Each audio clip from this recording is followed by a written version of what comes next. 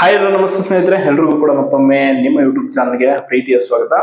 KPSCಯ ಒಂದು PDO ಪರೀಕ್ಷೆಯನ್ನ ಬರೆದಿರುವಂತ HK ಅಭ್ಯರ್ಥಿಗಳು ಯಾರೆಲ್ಲ ಈಗ ಒನ್ ಥರ್ಡ್ ಲಿಸ್ಟ್ ಅಲ್ಲಿ ಆಯ್ಕೆ ಆಗಿದ್ರ, ಸೊ ಅವರಿಗೆ ಡಾಕ್ಯುಮೆಂಟ್ ವೆರಿಫಿಕೇಶನ್ ಅಂದ್ರೆ ಅವರ ದಾಖಲಾತಿ ಪರಿಶೀಲನೆ ಪ್ರಕ್ರಿಯೆ KPSC ಇಂದ ನಡೀತಿದೆ.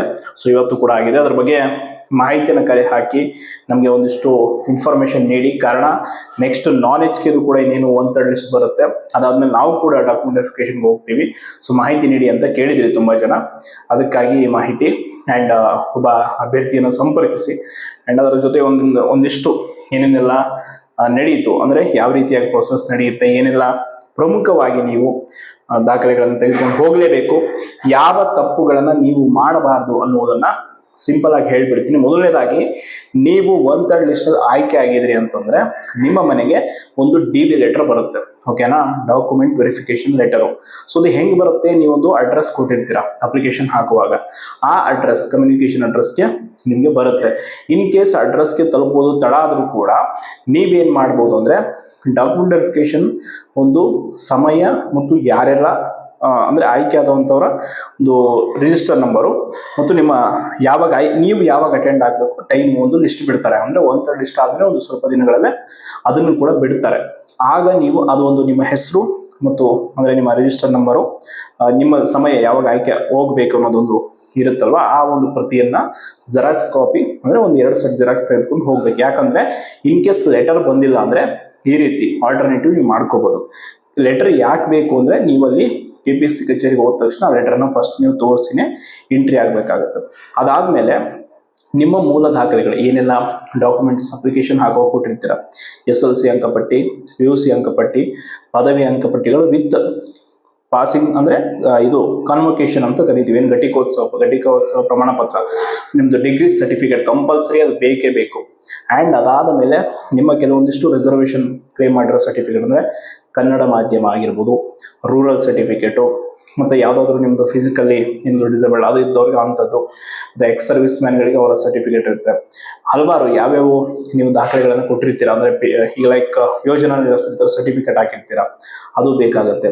ಏನು ದಾಖಲೆಗಳು ಕೊಟ್ಟಿದ್ದೀರಾ ಅಪ್ಲಿಕೇಶನ್ ಹಾಕುವಾಗ ಅದೆಲ್ಲ ಒರಿಜಿನಲ್ ಬೇಕು, ಕ್ಯಾಶ್ ಆ್ಯಂಡ್ ಇನ್ಕಮ್ ಆ್ಯಂಡ್ ಎಲ್ಲವೂ ಕೂಡ ದಿನಾಂಕದು ಏನಿರಬೇಕು, ಯಾವುದು ಕೂಡ ದಿನಾಂಕ ಮುಗಿದು ಹೋಗಿರಬಾರ್ದು, ಡೇಟ್ ಎಲ್ಲ ಆನ್ ಡೇಟಲ್ಲಿ ಇರುವಂಥ ದಾಖಲೆಗಳಿರಬೇಕು.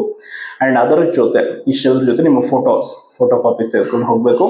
ಅಡ್ಮಿಟ್ ಕಾರ್ಡು ಮತ್ತು ಅಪ್ಲಿಕೇಶನ್ ಫಾರ್ಮ್ನ ಕಂಪಲ್ಸರಿ ಅಂತ ಏನಿಲ್ಲ, ಬಟ್ ಆದರೂ ಸೇಫ್ಟಿಗೆ ನೀವು ತೆಗೆದುಕೊಂಡು ಹೋಗಿ ಅಡ್ಮಿಟ್ ಕಾರ್ಡ್ ಇರಬೇಕು. ಇಷ್ಟೆಲ್ಲ ದಾಖಲೆಗಳನ್ನ ತೆಗೆದುಕೊಂಡು ಹೋದರೆ ಒಂದು 20 ನಿಮಿಷದಲ್ಲಿ ನಿಮ್ಮ ಡಾಕ್ಯುಮೆಂಟ್ ವೆರಿಫಿಕೇಶನ್ ಅನ್ನ ಸರಿಯಾದ ರೀತಿಯಲ್ಲಿ ಮಾಡ್ತಾರೆ. ಆಮೇಲೆ ಅವ್ರು ನಿಮ್ಗೊಂದು ರಿಸೀವ್ಟ್ ಕೊಡ್ತಾರೆ, ಹೌದು ನಿಮ್ದೆಲ್ಲ ದಾಖಲೆಗಳು ಸರಿ ಇದೆ, ಸೊ ನೀವು ಅಟೆಂಡ್ ಆಗಿದ್ರಿ ಅಂತ ಒಂದು ರಿಸೀವ್ಟ್ ಕೊಡ್ತಾರೆ. ಆ್ಯಂಡ್ ನಿಮ್ಮ ಡಾಕ್ಯುಮೆಂಟ್ ವೆರಿಫಿಕೇಶನ್ ಅನ್ನ ತುಂಬಾ ಕ್ಲೀನ್ ಆಗಿ ಚೆಕ್ ಮಾಡಲಾಗುತ್ತೆ. ಎಸ್ಪೆಷಲಿ ನೀವು ಅಪ್ಲಿಕೇಶನ್ ಹಾಕುವಾಗ ಏನೋ ಕೆಲವೊಂದು ಡಾಕ್ಯುಮೆಂಟ್ ಕೊಟ್ಟಿರ್ತೀರಾ, ಅಂದ್ರೆ ಎಸ್ ಅಂತ ಕೊಟ್ಟಿರ್ತೀರಿ ಯಾವುದೋ ರಿಸರ್ವೇಶನ್ ಕ್ಲೇಮ್ಗೆ, ಅಲ್ಲಿ ಹೋದಾಗ ಅದು ಇರಲಿಲ್ಲ ಅಂತಂದ್ರೆ ನಿಮಗೆ ಆ ರಿಸರ್ವೇಶನ್ ಅಡಿಯಲ್ಲಿ ಸಿಗಲ್ಲ, ಆ ರೀತಿ ಮಾಡೋದಕ್ಕೂ ಕೂಡ ಆಗಲ್ಲ. ಆ್ಯಂಡ್ SLC ಅಂಕಪಟ್ಟಿಯಲ್ಲಿ ಇರುವಂತೆ ನಿಮ್ಮ ಹೆಸರು ಮತ್ತೆ ಡೇಟ್ ಆಫ್ ಬರ್ತು ಎಲ್ಲ ದಾಖಲೆಗಳಲ್ಲೂ ಕೂಡ ಇರಬೇಕು, ತಂದೆ ತಾಯಿ ಹೆಸರು. ಆ್ಯಂಡ್ ಆಧಾರ್ ಕಾರ್ಡಲ್ಲೂ ಕೂಡ ಕೆಲವೊಂದು ಮಿಸ್ಟೇಕ್ಸ್ ಆಗಿರುತ್ತೆ, ಅದನ್ನೆಲ್ಲ ಸರಿಪಡಿಸಿ ಮುಂಚೆನೆ ರೆಡಿ ಮಾಡಿ ಇಟ್ಕೊಂಡಿರಿ. ಆ್ಯಂಡ್ ಎಲ್ಲದಕ್ಕಿಂತ ಮುಖ್ಯವಾಗಿ ನಿಮ್ಮ ರಿಸರ್ವೇಷನ್ಸ್ ಏನು ಕ್ಲೇಮ್ ಮಾಡಿರ್ತಾರೆ ಆ ಸರ್ಟಿಫಿಕೇಟ್ಸು ತುಂಬಾ ಅಂದರೆ ತುಂಬ ಇಂಪಾರ್ಟೆಂಟ್. ಅದನ್ನು ಯಾವುದನ್ನು ಕೂಡ ನೀವು ಸುಮ್ಮನೆ ನೀವು ಅಲ್ಲಿ ಬೇಕಾಬಿಟ್ಟಿಯಾಗಿ ಅಪ್ಲಿಕೇಶನ್ ಹಾಕುವಾಗ ಎಸ್ ಅಂತ ಕೊಟ್ಟಿರ್ತೀರಾ, ಅಲ್ಲಿ ಹೋದಾಗ ಇಲ್ಲ ಅಂತಂದ್ರೆ ಅವರು ಯಾವುದೇ ಕಾರಣಕ್ಕೆ ಮುಲಾಜಿಲ್ಲದೆ ನಿಮ್ಮನ್ನ ಆ ರಿಸರ್ವೇಷನ್ ಇಂದ ರಿಜೆಕ್ಟ್ ಮಾಡ್ತಾರೆ. ಅದಾಗಬಾರ್ದು. ಇಷ್ಟೆಲ್ಲ ಶ್ರಮಪಟ್ಟು ಓದಿರ್ತೀರಾ, ಜಸ್ಟ್ ಡಾಕ್ಯುಮೆಂಟ್ ವೆರಿಫಿಕೇಶನ್ ಫೇಲ್ ಆದರೆ ಹಿಂಗಾಗೋಗುತ್ತೆ ಹೇಳಿ. ಅದಕ್ಕೆ ದಾಖಲಾತಿ ಪರಿಶೀಲನೆಗೆ ಹೋಗೋ ಸಂದರ್ಭದಲ್ಲಿ ಜೆರಾಕ್ಸ್ ಸೆಟ್ 2 ಸೆಟ್ ಜೆರಾಕ್ಸ್ ಪ್ರತಿ ನೀವೇನೆಲ್ಲ ದಾಖಲೆಗಳಿದೆ ಅದನ್ನ ಅಟೆಸ್ಟೇಟ್ ಮಾಡಿಸ್ಕೊಂಡು ತೆಗೆದುಕೊಂಡು ಹೋಗಬೇಕು.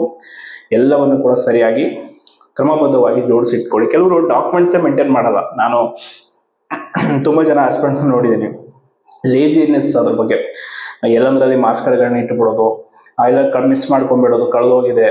ಅದೆಲ್ಲ ಒಂದು ಪದವಿ ಮುಗಿದ ಮೇಲೆ ಫಸ್ಟ್ ಡಾಕ್ಯುಮೆಂಟ್ಸ್ಗಳನ್ನ ನೀಟಾಗಿ ಮೇಂಟೈನ್ ಮಾಡುವಂಥದ್ದು, ಒಂದು ಫೈಲಲ್ಲಿ ಹಾಕಿ ನೀಟಾಗಿ ಇಡುವಂಥದ್ದು. ನೀವು ಎಲ್ಲೇ ಹೋದ್ರೂ ಕೂಡ ಅದನ್ನ ತೆಗೆದುಕೊಂಡು ಕ್ಯಾರಿ ಮಾಡ್ಕೊಂಡು ಹೋಗ್ಬೇಕು. ಯಾವಾಗ ಯಾವುದೋ ಅಪ್ಲಿಕೇಶನ್ ಹಾಕೋದಿರುತ್ತೆ, ಈಗ ನೋಡಿ ನೆಕ್ಸ್ಟ್ ನೋಟಿಫಿಕೇಶನ್ ಆಗ್ತವೆ, ನೋಟಿಫಿಕೇಶನ್ ಆದ ತಕ್ಷಣ ನೀವು ಮೊಬೈಲಲ್ಲೂ ಕೂಡ PDF ಅಲ್ಲಿ ಸೇವ್ ಮಾಡಿ ಇಟ್ಕೊಂಡಿರ್ಬೇಕೆಲ್ಲಾನು.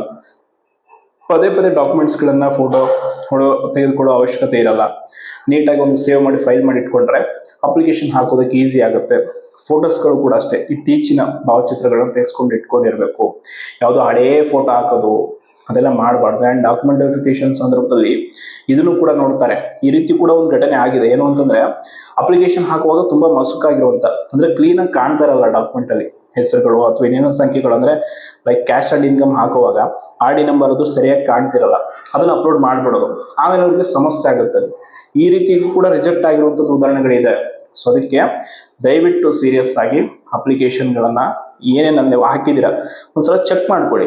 ಅಪ್ಲಿಕೇಶನ್ ಓಪನ್ ಮಾಡಿ KPS ವೆಬ್ಸೈಟಲ್ಲಿ ನಾವು ಯಾವೆಲ್ಲ ದಾಖಲೆಗಳನ್ನ ಕೊಟ್ಟಿದ್ದೀವಿ ಅವೆಲ್ಲ ತೆಗೆದುಕೊಂಡು ರೆಡಿ ಇಟ್ಕೊಂಡಿರಿ. ಸೊ ಇಷ್ಟು ನೀವು ನಾನ್ HKದವರು ಇನ್ನೊಂದು 15 ದಿನದಲ್ಲಿ ಏನು ಲಿಸ್ಟ್ ಆಲ್ರೆಡಿ ಕಳಿಸಿದ್ದಾರೆ, ರಿಸಲ್ಟ್ ಬರುತ್ತೆ 1/3. ಸೊ ಅದಾದ್ಮೇಲೆ ನಿಮ್ಮದು ವೆರಿಫಿಕೇಶನ್ ಸ್ಟಾರ್ಟ್ ಆಗುತ್ತೆ. ಆಲ್ ದಿ ಬೆಸ್ಟ್ ಎಲ್ಲರಿಗೂ, ಒಳ್ಳೆಯದಾಗಲಿ. ಸೊ ಈ ಮಾಹಿತಿಯನ್ನು ತಿಳಿಸಿದ್ದೀನಿ. ಧನ್ಯವಾದಗಳು.